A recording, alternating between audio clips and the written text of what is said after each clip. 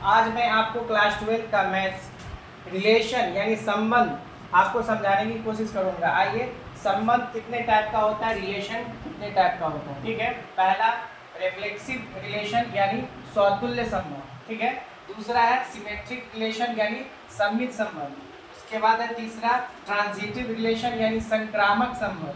चौथा है equivalence relation यानी तुल्यता संबंध। ठीक है, एक एक करके समझते हैं क्या है।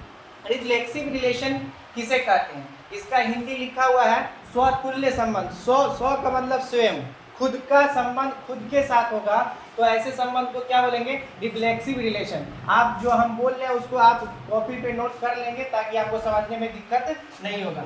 जैसे एग्जांपल के जरिए, जैसे तीन का रिलेशन तीन ही के साथ होगा तो ऐसे संबंध को क्या बोलेंगे, रिफ्लेक्सिव रिलेशन। एग्जांपल के लिए और समझते हैं, ए का संबंध ए ही के साथ होगा तो ऐसे संबंध को क्या बोलेंगे, रिफ्लेक्सिव रिलेशन यानी स्वतुल्य संबंध। ठीक है, अल्फा के साथ अल्फा ही का रिलेशन होगा तो ऐसे संबंध को क्या बोलेंगे, स्वतुल्य संबंध यानी रिफ्लेक्सिव रिलेशन।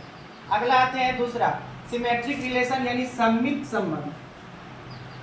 जब कोई भी संबंध, जैसे मान लो एग्जांपल के लिए तीन का संबंध चार से है तो चार का संबंध तीन से होनी चाहिए। जैसे मान ले कोई दो दोस्त है आपस में, ठीक है, एक दोस्त दूसरे को कुछ खिला रहा है तो वो दोस्त फिर उसको खिलाएगा तो ऐसे संबंध को हम क्या बोलेंगे, सिमेट्रिक रिलेशन। ठीक है, यानी सममित संबंध, यानी तीन का रिलेशन चार के साथ हो रहा है तो चार का रिलेशन तीन के साथ भी होनी चाहिए। ठीक है, तो ऐसे रिलेशन को हम क्या बोलेंगे, सिमेट्रिक रिलेशन यानी सममित संबंध। ठीक है, अगला आता है ट्रांजिटिव रिलेशन यानी हिंदी में बोलेंगे संक्रामक संबंध। इसे क्या बोलेंगे, एग्जाम्पल के थ्रू समझते हैं।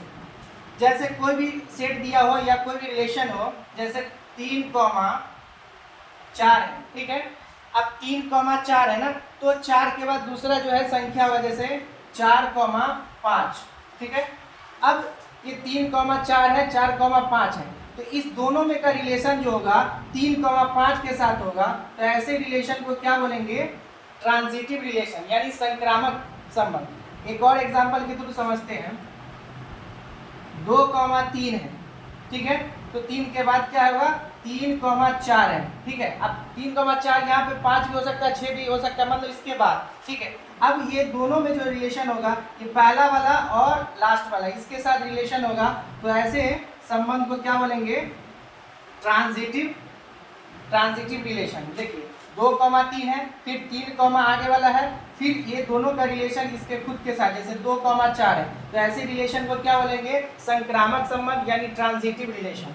अगला आता है चौथा इक्विवेलेंस रिलेशन। ठीक है, यानी तुल्यता संबंध। तुल्यता संबंध किसे कहते हैं, जो ये तीनों चीज आ जाए वैसे संबंध में, तीनों चीज आपका जो प्रॉपर्टी उसमें इंक्लूड होगा तो ऐसे संबंध को क्या बोलेंगे, तुल्यता संबंध। जैसे एग्जांपल के थ्रू समझते हैं, जैसे 1,1 भी है, कोई सेट दिया हुआ है 1,1 है, यानी ये हमारा क्या रिफ्लेक्सिव रिलेशन है, स्वतुल्य संबंध। ठीक है, चलिए मान लिया 3,4 है तो 4,3 भी है। चलिए एक 3 का रिलेशन 4 के साथ है तो 4 का रिलेशन 3 के साथ। यहाँ तो लगातार दिए हुए ना, आपके सेट ऑब्जेक्टिव वगैरह में रहेगा तो कभी इधर हटा के इधर उधर करके दिया रहेगा तो आपको देखना है वैसे नंबर को। ठीक है, 3 का रिलेशन 4 के साथ है तो 4 का रिलेशन 3 के साथ है, ये तो हमारा क्या हो गया, सिमेट्रिक रिलेशन। ठीक है, ये क्या हो गया, रिफ्लेक्सिव, ये दोनों आ गया। तीसरा मान लिया 2,5 के साथ है रिलेशन।